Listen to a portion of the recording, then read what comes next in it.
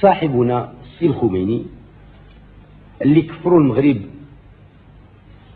وهو ما تمشيش هرب على المسؤولية ديالته، واللي كفرناه رسميا بفتوى العلماء هذه عامين، لأنه تيقول أن الإمام هو أقرب إلى الله من الملائكة المقربين ومن الرسل وحتى النبي صلى الله عليه وسلم. أعوذ بالله من الشيطان الرجيم. وحجج ما أقول هنا بلاغ من الطائفة ديال الأمام، وهو الماركسيين اللينيين الشيوعيين من باريس. غادي نقرا لك بالفرنساوية لأن ما فيها ما يترجم.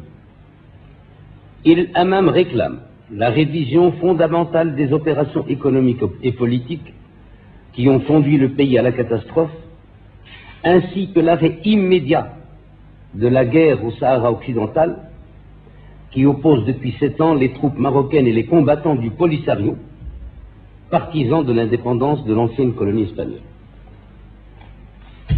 الأول. ثانيا هالمنشور اللي كان تيتوزع في مراكش في يوم 6/1/84.